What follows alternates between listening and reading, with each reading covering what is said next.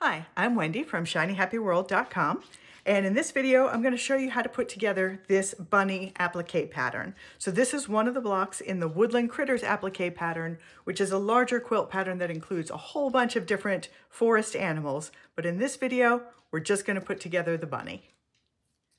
All right, I'm ready to put together this bunny block. This is the video that shows it without a light box, without how to do this without using a light box.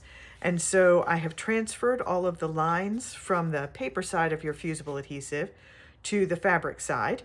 On this one, all of these lines I'm either going to stitch over or I'm going to lay over like the eyes with solid black fabric. So I'm just using a permanent black, just a regular fine tip Sharpie.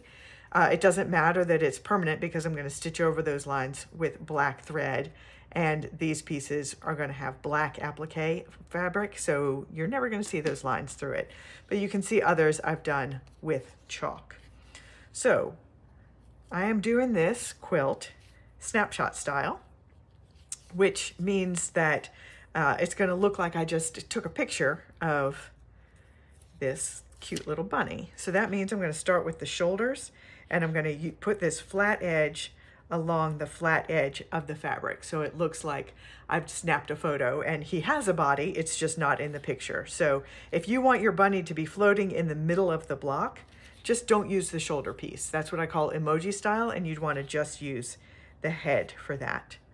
So start with the shoulders, then we're going to put the head in place. Then we're going to tuck his ears behind his head. And those lines that I transferred are going to be very helpful here. It means we need to tuck it just until that line is covered. And then we know we have a good amount of overlap, and so it's not going to come loose in the wash later. And same thing on this side, just cover that transferred line.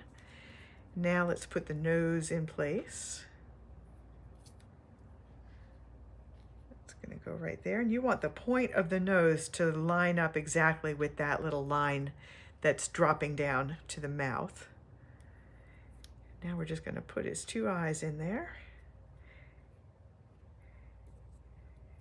So this one's going to have very cute eyelashes. All of the patterns, all of the blocks in this pattern have eyelashes as an option. So use them, don't use them. It is totally up to you, but they are there if you want them. All right, so that's all the pieces laid in place. I'm going to carefully take this over to my ironing board, fuse it all in place. Just follow the directions on your brand of fusible adhesive. I use Heat and Bond Light in all of my quilts. Then I'll do all of the outline stitching, and I'll come back and I'll show it to you along with another color version that I did. And here is the finished bunny. I've done all of the outline stitching, and I've added some catch lights to his eyes, just a little dot of white fabric paint. And I want to show you this one, but also another color version that I did. So this is the version that is on the sample quilt that's on the cover of the Woodland Critters quilt pattern. All of the blocks in that sample use different shades of green from the Avocado Blenders collection that I have, and all of the animals use realistic animal colors from the Animal Kingdom Blenders collection. But I did one more version with a slightly different look. And here is that one. So I made actually two sample quilts for this pattern. So the one with the kind of realistic green background, but another one that's just got colorful, bright colored, fun background blocks. So these are not blenders in the background. It's a solid print, solid color with these quilting lines printed on the fabric. So you just need to follow them with the sewing machine. So it's like a coloring book for quilting. But I like the first one, the bunny, uses realistic colors. So the first one was a gray bunny and this one is a brown bunny, but they both are realistic bunny colors.